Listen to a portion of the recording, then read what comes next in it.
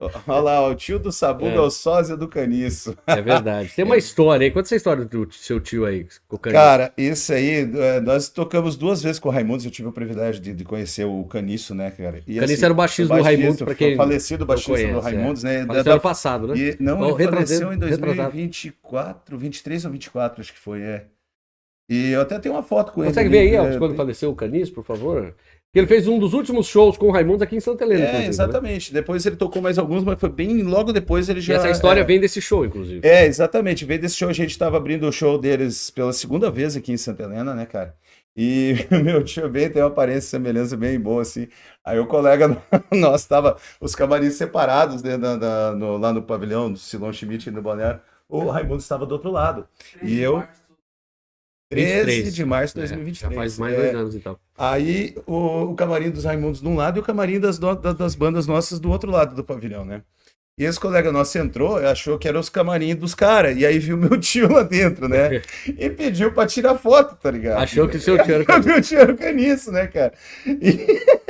E ele tirou, e o meu tio, cara, ele é muito lambaio, Alguém velho. consegue mandar essa foto? Acho que o pessoal tinha essa foto, não tinha não? Ô, o pessoal do Smoke aí, cara, por favor, Se faz tiver, a manda pro ponte. Sabu que a gente manda pra colocar aí Por na tela. favor, cara, coloca Vocês verem lá. o tio do Sabu, que é o tio Walter, famoso Isso. E Walter. daí ele pegou e abraçou o cara. Falou: Não, eu quero tirar foto com você. Não, pode tirar aqui.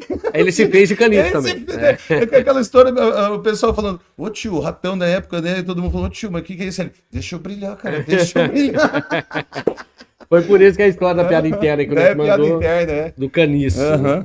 Ei, Sabu, diz uma coisa, quando você veio pra cá e tal, você já tinha feito aula de música, alguma coisa? Não, mano, não. Eu vim aqui. Assim, sempre gostava de escutar música, sempre curti música, né? Tive vinis em casa, enchi o saco da minha mãe para ela comprar vinil para nós, o Ratão também, na época das fitas cassete, coisa arada.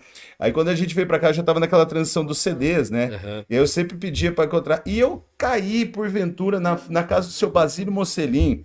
É na Rua Paraguai, ali próximo à dentista Marisa Pessim, para o pessoal que é mais antigo, assim, né, da cidade, vai se localizar mais ou menos, é bem próximo à prefeitura ali. E tinha a antiga Daiane Modas. Hoje a Daiane Modas é lá perto do Postoninho, né? Lá pra Aham. cima, né? Era de outra proprietária na época. E essa proprietária, que era a Lorena, ela tinha um filho chamado Flávio, que ele tocava numa banda que depois a gente veio a ficar comum pra nós. E uma banda que muita gente de Santa Helena aí conhece, que é o Cabeças Distintas, né? Ela não Um dos existe primórdios mais. também, né? Ah, sim, tipo, depois da banda Crise ali, né? Teve umas outras bandas, eles são bem pioneiros, assim, vamos Aham. dizer, né? Que era o nada mais que o Samir, que hoje é investigador de Sei. polícia, o Samuel Matei, que tem sonorização, né? Uhum. Toca na igreja, junto com o Nhonho também, que também tocava na banda, no Cabeça Distinto. O professor Marlon, né? Que foi meu professor de jiu-jitsu também, né? Foi o Marlon Mini, né? Isso, É, Marlon Mini. O Andrew Mini, o irmão dele, um sei. exímio baixista, o cara bom, Até inclusive hoje. viveu de música durante um tempo da vida Aham. dele, né, cara? E daí tinha essa galera, né, cara, que tocava, e eu ia lá, e o Flávio que tocava violão com eles, e eu ia lá nos ensaios, que era na casa do professor André Mini, na Sei. época, num quartinho apertado, que era o quarto do Marlon, né?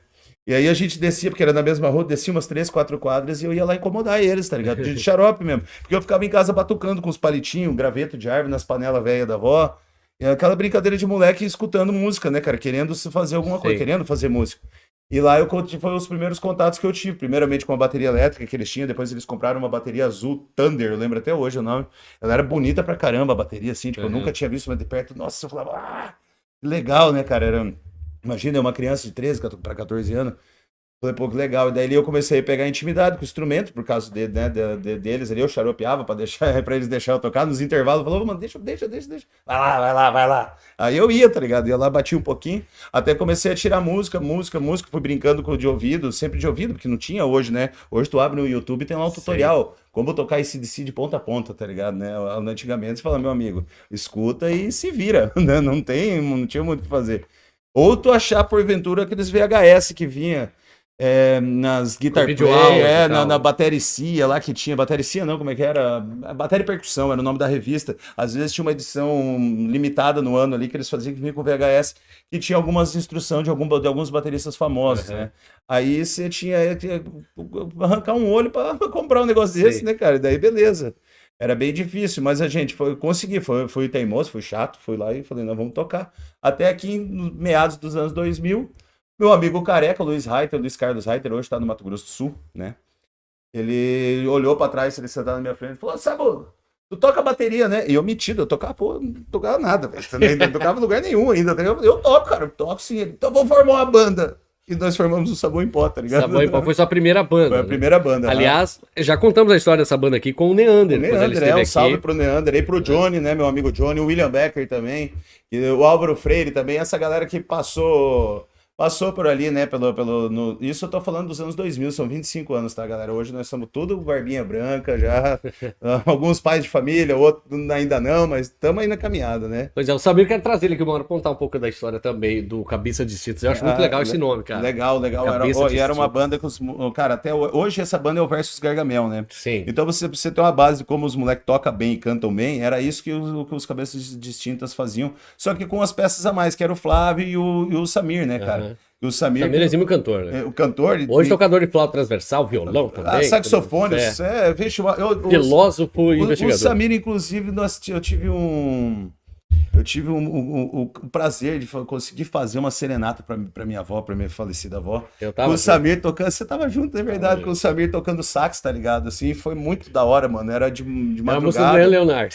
Não lembro, cara, qual foi, mas mas a música bem legal. E a avó saiu na janela, eu falei, a avó vai me xingar até a tampa. E ela, ai, que lindo, gente. Eu falei, que legal, a avó era muito fera demais, né? Não adianta. A Dona Yolanda, saudosa Dona Yolanda.